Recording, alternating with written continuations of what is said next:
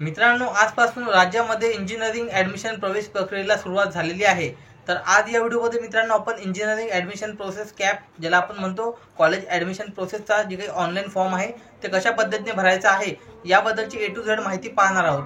यामध्ये महत्त्वाचं म्हणजे ज्या विद्यार्थ्यांकडे कास्ट व्हॅलिडिटी सर्टिफिकेट नसणार आहे त्यांना काय पर्याय उपलब्ध आहे, त्यांना काय अपलोड करायचं आहे याबद्दलची संपूर्ण माहिती आपण आज या व्हिडिओच्या माध्यमातून जाणून घेणार आहोत. त्यापूर्वी मित्रांनो तुम्हाला एक छोटीशी विनंती आहे, तुम्ही जर चॅनलवरती नवीन असाल तर चॅनलला सबस्क्राईब करा आणि ही माहिती किंवा हा व्हिडिओ जर उपयुक्त वाटला तर आपल्या जे कोणी इंजिनिअरिंगला ॲडमिशन घेणारे विद्यार्थी असतील त्यांच्यापर्यंत ही माहिती जास्तीत जास्त शेअर करा. नमस्कार, मी धीरज अंकुशकर आणि तुम्ही पाहतात समर्थ ऑनलाईन यूट्यूब चॅनल. यासाठी मित्रांनो तुम्हाला सर्वप्रथम या वेबसाईटवरती यायचं आहे. लिंक डिस्क्रिप्शनमध्ये मिळेल. इथे आल्यानंतर इम्पॉर्टंट डेट्स या सेक्शनमध्ये जर तुम्ही आले तर या ठिकाणी पाहू शकता जे काही डेट्स आहेत ते 28 जून म्हणजे आजपासून फॉर्म सुरू झाले आहेत आणि 8 जुलै 2025पर्यंत फॉर्म भरायचे आहेत. 8 वाजेपर्यंत टाईमसुद्धा देण्यात आलेला आहे. त्यानंतर तुम्हाला डॉक्युमेंट व्हेरिफिकेशन करायचं आहे 30 जून 2025 ते 9 जुलै 2025 या कालावधीमध्ये. डॉक्युमेंट व्हेरिफिकेशन करताना तुम्ही दोन पद्धतीने करू शकता. एक तर या ठिकाणी ई स्क्रूटनी पद्धतीने, म्हणजे तुम्हाला ऑनलाईन डॉक्युमेंट अपलोड करायचे आहेत आणि व्हेरिफिकेशनसुद्धा ऑनलाईन होईल.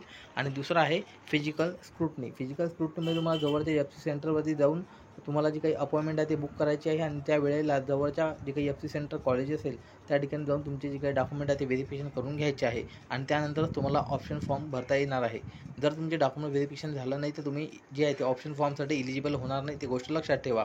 आणि जर ऑनलाईन पद्धतीने तुम्ही डॉक्युमेंट अपलोड केले, काही प्रॉब्लेम आला तर तुम्हाला ऑनलाईनच इथे कळवण्यात येणार आहे तुमच्या लॉगिनला आणि ऑफलाईनमध्ये तर काही प्रश्नच राहणार नाही. आणि मुदत संपल्यानंतर जे काही कॅन्डिडेट रजिस्ट्रेशन करतील त्यानंतर नॉन कॅप सीटमध्ये जे आहे तिथे कन्सिडर केल्या जाईल अशा पद्धतीचं सांगण्यात आलेलं आहे. तसेच मित्रांनो आता जे काही प्रोव्हिजनल मेरिट लिस्ट आहे ते 12 जुलै 2025ला लागणार आहे आणि त्यामध्ये काही ग्रीव्हन्स असतील तर 13 जुलै ते 15 जुलैमध्ये सॉल्व करायचे आहेत आणि जे आहे ते डायरेक्ट मग 17 जुलैला फायनल मेरिट लिस्ट लागणार आहे. अशा पद्धतीचं यांनी जे आहे टाईम टेबल दिलेलं आहे. परंतु या डेट्समध्ये बरेच वेळेस चेंजेस होत राहतात, त्यामुळे तुम्हाला टाईम टेबलनुसार तुमची जी काही बाकीची पुढची प्रोसेस करायची. आता यांचे नोटिफिकेशनमध्ये जर मित्रांनो तुम्ही आले ते नोटिफिकेशन आहे, संपूर्ण याच्यामध्ये माहिती देण्यात आलेली आहे, ही माहिती वाचू शकता. त्यानंतर ऑनगोईंग इव्हेंट्स म्हणजे सध्या काय चालू आहे तर रजिस्ट्रेशन सुरू आहे आणि व्हेरिफिकेशन डॉक्युमेंट सुरू आहे. यासाठी हे इथे ऑनगोईंग ॲक्टिव्हिटी तुम्हाला इथे दिसणार आहे. आता हे महत्त्वाच्या जे काही गोष्टी आहेत ते झाल्या. आता आपल्याला न्यू रजिस्ट्रेशनवरती क्लिक करायचं आहे. न्यू रजिस्ट्रेशनवरती जसं तुम्ही क्लिक कराल किंवा लेफ्ट साईडला इन्फॉर्मेशन ब्राउझर आहे, ते ब्राउझरसुद्धा तुम्हाला एकदा डाउनलोड करून घ्यायचं आहे. याच्यामध्ये बारीक सारीक गोष्टी तुम्हाला समजणार आहे. जी काही न्यू रजिस्ट्रेशनवरती क्लिक केल्याच्यानंतर तुमची वेबसाईट ओपन होईल. यामध्ये तुमची CETचा फॉर्म भरताना जी ईमेल ID आणि पासवर्ड टाकला होता ते पासवर्ड टाकून लॉग इन करायचं. त्यानंतर लॉग इन केल्यानंतर तुम्हाला कॅपवरती क्लिक करायचं कॉलेज ॲडमिशन प्रोसेसवरती. त्यानंतर तुम्हाला इथून बॅचलर ऑफ इंजिनिअरिंग रजिस्टर नाववरती क्लिक करायचं आहे.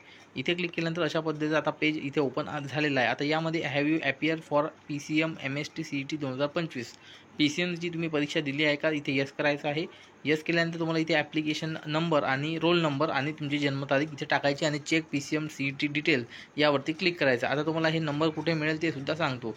जर तुम्ही इथे नो केलं PCM तर तुम्हाला इथे PCBचं दिलेलं आहे का एक्झाम ते विचारेल. PCMची माहिती टाकायची आहे. जर PCBसुद्धा दिलं नसेल तर मग तुम्हाला विचारेल JEE दिलं का. JEEची एक्झाम दिली नसेल तर मग तुम्हाला नीटचं विचारेल. अशा पद्धतीने तुम्हाला इथे माहिती विचारण्यात येईल. तर तुम्हाला आता PCM दिलं त्यामुळं आपण PCM दिलेलीच आहे. ज्या विद्यार्थ्यांना इथे इंजिनिअरिंगला ॲडमिशन घ्यायचे त्यांनी सर्वांनी PCM दिलेलीच आहे. त्यामुळे आता आपल्याला इथे यस करायचं आणि ॲप्लिकेशन नंबर आणि इथे रोल नंबर आणि डेट ऑफ बर्थ एवढी माझी टाकून जी काही डिटेल आहे ते फेच करून घ्यायची आहे CETची. तर आता CETचं हे तुम्हाला कुठे मिळेल, ॲडमिट कार्डवरती, प्रवेशपत्रावरती. तर याचमध्ये तुम्हाला लॉग इन करायचं आहे आणि इथे आल्यानंतर तुम्हाला इथे पाहू शकता जे काही हॉल तिकीट सेक्शन आहे, ॲडमिट कार्ड सेक्शन, यावरती क्लिक करायचं. इथून PCMचं वरती क्लिक करायचं आणि तुमचं जे काही ॲडमिट कार्ड आहे ते येईल आणि यामध्ये वरती तुम्हाला जे आहे ते रोल नंबर दिसेल आणि खाली जे आहे ते तुम्हाला इथे ॲप्लिकेशन नंबर इथे तुम्हाला दिसणार आहे. वरती रोल नंबर आहे आणि खाली जे आहे ते ॲप्लिकेशन नंबर आहे. तर हे ॲप्लिकेशन नंबर सुरुवातीला टाकायचा आहे फॉर्मचे फेच डिटेल करताना आणि रोल नंबर आहे ते खाली तर ते सर्व तुम्हाला प्रवेशपत्र समोर ठेवायचं आहे. सर्व तुम्हाला माहिती मिळेल. ॲप्लिकेशन नंबरच्या ठिकाणी ॲप्लिकेशन नंबरच टाकायचा आणि रोल नंबरच्या ठिकाणी रोल नंबर टाकायचा आहे. खालीवर तुम्हाला होऊ द्यायचं नाही आहे. ज्याचं तिथे सिक्वेन्स बरोबर ठेवायचं आहे. त्यानंतर फेच करायचं आहे. फेच केल्यानंतर डिटेल चेक केल्यानंतर तुमची काही मार्क आहे ते ऑटोमॅटिक इथे पॉईंटमध्ये येऊन जातील. टोटल PCM मॅथमॅटिक्स केमिस्ट्री जे फिजिक्सचे मार्क दिसेल. त्यानंतर तुम्ही PCB दिलेला आहे का विचारताय, तर इथे मी दिलेलं नाही म्हणून मी नोवर स्टिक ठेवणार आहे. आणि पुढची प्रोसेस करणार आहे. तुम्ही दिली असेल त्याची माहिती देऊ शकता. तर नोवरती टिक केलेलं आहे मी आता आणि खाली I have read all instruction वाचून घ्यायचे सर्व आणि सेव्ह अँड प्रोसीडवरती क्लिक करायचं आहे. अशा पद्धतीने आता तुमच्यासमोर पर्सनल डिटेल ओपन होणार आहे. हे पर्सनल डिटेल तुम्ही CETचा फॉर्म भरताना जे दिली होती तेच डिटेल तुमची समोर येणार आहे. फक्त याच्यामध्ये तुम्हाला जे काही डेट ऑफ बर्थ आहे, नाव आहे, ते जेंडर चेक करून घ्यायचं आणि डेट ऑफ बर्थ पुन्हा एकदा तुम्हाला टाकून घ्यायचे, कन्फर्म करून घ्यायचे. बाकीचे ॲन्युअल इन्कम वगैरे, जेंडर, त्यानंतर रिलिजन सर्व माहिती येणार आहे, ॲड्रेस येणार आहे, मोबाईल नंबर, ईमेल ID सुद्धा येणार आहे. फक्त तुम्हाला डेट ऑफ बर्थ एकदा कन्फर्म करून घ्यायचे म्हणजे टाईप करायचे आणि त्यानंतर सेंड कॅप्चर टाकून सेव्ह अँड प्रोसीडवरती क्लिक करायचं आहे. सेव्ह अँड प्रोसीडवरती क्लिक केल्यानंतर OTP येईल. OTP टाकून तुम्हाला जे आहे सबमिट करायचं आहे, व्हेरीफाय करून घ्यायचं. त्यानंतर रजिस्ट्रेशन नंबर तुमचा आता इथे रजिस्ट्रेशन झालेला आहे. रजिस्ट्रेशन नंबर तुम्हाला जे आहे ते सेव्ह करून ठेवायचा आहे आणि त्यानंतर खाली इन्स्ट्रक्शन आहे ते महत्त्वाच्या इन्स्ट्रक्शन जे आहे ते वाचून घ्यायचे आहेत आणि त्यानंतर proceed to complete application form. Registration झालं, आता आपल्याला कंप्लीट ॲप्लिकेशन फॉर्म करायचं आहे. प्रोसीडवरती केल्यानंतर तुम्हाला जे आहे ते इथे व्हेरिफिकेशन टाईप विचारेल, तुम्हाला कोणत्या पद्धतीने तुम्हाला डॉक्युमेंट व्हेरीफाय करायचे आहे, फिजिकल स्क्रूटनी की स्क्रूटनी. सांगितलं मी तुम्हाला कशा पद्धतीने कोणतं जे आहे ते स्क्रूटनी असते, कशा पद्धतीने व्हेरीफाय केले जातात डॉक्युमेंट सुरुवातीला. तर मी स्क्रूटनी सिलेक्ट केलं आहे, या माध्यमातून कुठेही जाण्याची गरज नाही म्हणून. त्यानंतर आता स्क्रूटनीवरती क्लिक केल्यानंतर प्रोसीड करायचं. आता कोणकोणत्या स्टेप फॉलो करायच्या आहेत आपल्याला एकूण फिल कॅन्डिडेट टाईप, त्यानंतर educational detail, home university qualification, JEE, upload document, photograph, pay application fee. अशा पद्धतीने मित्रांनो तुम्हाला 9 स्टेप कंप्लीट करायचे. शेवटची 10वी स्टेप ऑटोमॅटिक होणार आहे आणि त्यानंतर प्रोसीड टू कंप्लीट ॲप्लिकेशन फॉर्मवरती क्लिक करायचं आहे. प्रोसीड इथे केल्यानंतर आता तुम्हाला कॅन्डिडेट टाईप निवडायचं आहे. यामध्ये तुमचं 10वी आणि 12वी किंवा डिप्लोमा जर इथे महाराष्ट्रातून झाला असेल आणि तुम्ही रहिवासीसुद्धा महाराष्ट्राचे असाल तर तुमचा टाईप A येणार आहे, म्हणजे 90% कॅन्डिडेटचा टाईप Aच येणार आहे. त्यानंतर दुसऱ्या टाईपमध्ये ज्या विद्यार्थ्यांचं शिक्षण महाराष्ट्रामध्ये झालं नाही परंतु त्यांचे वडील किंवा आई महाराष्ट्रामध्ये राहतात त्यांच्यासाठी टाईप B आहे. त्यानंतर तिसरं आहे जे विद्यार्थी शिक्षण पण झालं नाही, राहत पण नाही आणि त्यांचे आईवडीलसुद्धा इथे राहत नाही, परंतु आई किंवा वडील या ठिकाणी एक जण इथे महाराष्ट्रामध्ये राहतात त्यांच्यासाठी टाईप C आहे. त्यानंतर जे आहे ते नोकरीसाठी आलेले आहे त्यांच्यासाठी टाईप D आहे. अशा पद्धतीचे वेगवेगळे टाईप आहे ते तुम्हाला सिलेक्ट करून घ्यायचे. त्यानंतर सेव्ह अँड प्रोसीडवरती क्लिक करायचं. त्यानंतर आता टाईप ऑफ डॉक्युमेंट रिक्वायर्ड, तुम्ही महाराष्ट्रामध्ये राहता म्हणून तुम्ही कोणतं डॉक्युमेंट देणार आहे, डोमेस्टिक सर्टिफिकेट, बर्थ सर्टिफिकेट किंवा TC, ते 3पैकी एक तुम्हाला निवडायचं आहे. त्यानंतर तुम्ही 10वी कोणत्या जिल्ह्यामधून उत्तीर्ण केली ते जिल्हा टाकायचा आहे, 12वीचा जिल्हा टाकायचा आहे, त्यानंतर तालुकासुद्धा टाकून घ्यायचा. त्यानंतर होम युनिव्हर्सिटी तुमची येऊन जाईल. त्यानंतर कॅटेगरी डिटेलमध्ये टाकत असताना तुमची जी काही कॅटेगरी आहे, ओपनमधून असाल तर तुम्हाला कास्ट सर्टिफिकेट आणि नॉनची डिटेल देण्याची गरज राहणार नाही, व्हॅलिडिटीसुद्धा राहणार नाही. तुम्ही EWS दिऊ शकता. त्यानंतर आता मी OBC केलेला आहे. OBC केल्यानंतर कास्ट सर्टिफिकेटचं कास्टचं नाव विचारेल. त्यानंतर कास्ट सर्टिफिकेट तुमच्याकडे तुमची कास्ट टाकल्याच्यानंतर तुम्हाला इथे व्हॅलिडिटीचं विचारेल. व्हॅलिडिटीमध्ये तुम्हाला 3 ऑप्शन आहेत, इथे अवेलेबल असेल तर अवेलेबल करा. त्यानंतर अप्लाय बट नॉट रिसिव्ह केलं तर तुम्हाला रिसिप्टची डिटेल संपूर्ण द्यायची आहे आणि नॉट अप्लाय केलं असेल तर मग नॉट अप्लायवरती क्लिक करा. तर मी इथे अप्लाय बट नॉट रिसिव्ह केलं, त्यामुळे जे काही पावतीची डिटेल इथे टाकायला सांगितलेली आहे, जसं की पावतीचा नंबर, त्यानंतर फॉर्म कधी भरलेला आहे, कोण आहे इश्यू करणारी ऑथॉरिटी, त्यानंतर कोणत्या जिल्ह्यामधून इश्यू होणार आहे आणि कास्ट सर्टिफिकेटचा नंबर. त्यानंतर नॉन क्रिमिनलचं सुद्धा अवेलेबल असेल तर अवेलेबल करा किंवा अप्लाय बट नॉट रिसिव्ह केलं तर तुम्हाला पावतीची डिटेल द्यायची आहे आणि सेव्ह अँड प्रोसीडवरती क्लिक करायचं. त्यानंतर तुमचं पॅरेंट जे आहे संरक्षणमध्ये आहे का ते त्याची माहिती द्यायची आहे. तुम्ही दिव्यांग उमेदवार आहात तर त्याची माहिती द्यायची आहे. ॲन्युअल इन्कम स्लॅब ऑटोमॅटिक येऊन जाईल. त्यानंतर TFWS म्हणजे शिक्षण शुल्क माफी योजनेचा लाभ घ्यायचा असेल तर येस करायचं आहे. तुमचं यासाठी 8 लाखाच्या आतमध्ये उत्पन्न लागणार आहे. त्यानंतर अनाथ असेल तर त्याची माहिती द्यायची आहे आणि डू यू मायनॉरिटीमध्ये असाल तर मायनॉरिटीची माहिती द्यायची आहे, रिलिजियस किंवा लेजिस्लेटिव्ह, आणि सेव्ह अँड प्रोसीडवरती क्लिक करायचं. त्यानंतर आता आपल्याला एज्युकेशनल क्वालिफिकेशन द्यायचे आहे. यामध्ये 10वीची माहिती देत असताना 10वीचा बोर्ड निवडायचा आहे, 10वीचा रोल नंबर आणि पासिंग इयर.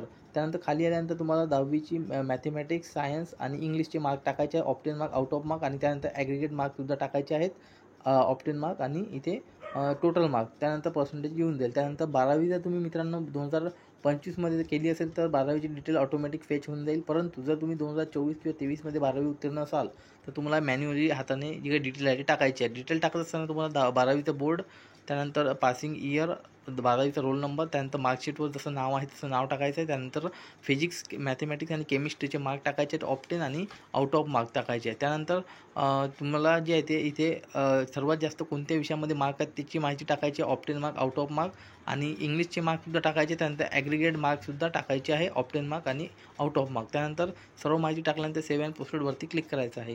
त्यानंतर JEE तुम्ही दिलेली आहे का, आता JEE दिली असेल तर त्याची तुम्हाला माहिती द्यायची आहे किंवा नो करायचं, येस नो करायचं. त्यानंतर नीट दिली असेल परीक्षा तर नीटची सुद्धा तुम्हाला यस नो माहिती द्यायची आहे, तर मी ते दिली नाही म्हणून दोन्ही ठिकाणी नो केलेलं आहे आणि सेव्ह अँड प्रोसीडवरती क्लिक केलेलं आहे.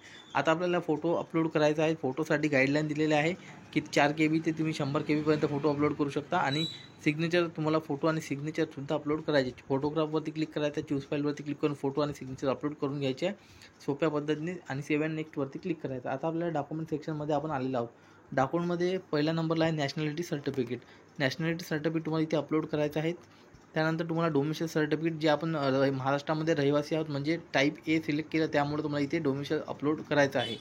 डोमिसाईल नसेल तर मग बर्थ सर्टिफिकेट तुम्ही देऊ शकता किंवा TC सुद्धा अपलोड करू शकता, परंतु तुम्हाला ते सुरुवातीला मग ते ऑप्शन सिलेक्ट करावं लागेल. त्यानंतर डोमिसाईल झालं, कास्ट सर्टिफिकेट अपलोड करायचं आहे.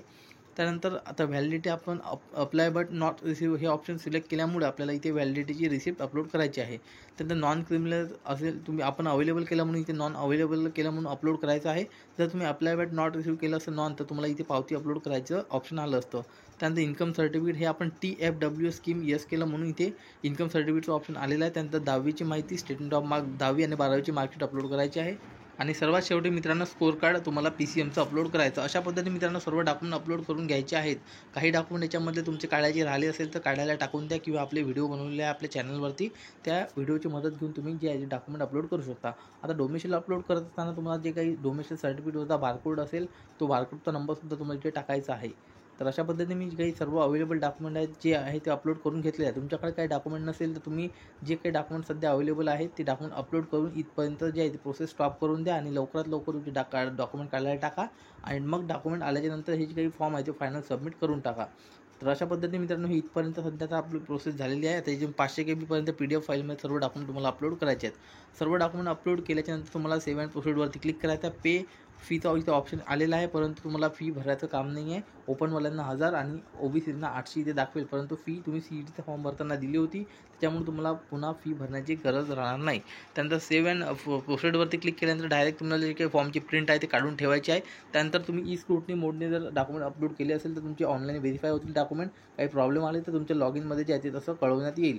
आणि जर फिजिकल स्क्रुटनी केलं तर तुम्हाला जे काही जवळचं जे काही शेड्यूल आहे किंवा अपॉइंटमेंट आहे ते बुक करायचे जवळचे FC सेंटरचे आणि तिथे जाऊन तुमचे डॉक्युमेंट व्हेरिफिकेशनची प्रोसेस कंप्लीट करून घ्यायची आहे. अशा पद्धतीने संपूर्ण झाल्याच्यानंतर होम पेजवरती तुम्हाला यायचं आहे. होम पेजवरती आल्यानंतर बघा तुम्ही कोणकोणत्या स्टेप कंप्लीट केल्या इथे दाखवण्यात येणार आहे. आता काही जणांकडे डॉक्युमेंट नसतील तर मग ते पुन्हा एकदा इथून कंटिन्यू करू शकतात. 9 स्टेप तुम्हाला कंप्लीट करायचे आहे. 10वी स्टेप ऑटोमॅटिक होणार आहे जर तुम्ही स्क्रुटनी मोड सिलेक्ट केला असेल तर. आणि जर फिजिकल स्क्रुटनी मोड केला असेल तर तुम्हाला इथे 9वी स्टेप किंवा 8वी स्टेप जे आहे ते करायचं काम नाही आहे. डायरेक्ट फिजिकल तुमचे डॉक्युमेंट व्हेरीफाय होतील आणि डॉक्युमेंट व्हेरीफाय झाल्याच्यानंतरच तुम्हाला ऑप्शन फॉर्म भरता येणार आहे. गोष्ट लक्षात ठेवा. तर अशा पद्धतीने मित्रांनो हा फॉर्म भरायचा होता इंजिनिअरिंग ॲडमिशन प्रोसेसचा. काही अडचण असेल तर कमेंट करून अवश्य विचारा. धन्यवाद संपूर्ण व्हिडिओ पाहिल्याबद्दल. जय हिंद, जय महाराष्ट्र. पुन्हा व्हिडिओ अशाच महत्त्वपूर्ण व्हिडिओमध्ये. धन्यवाद.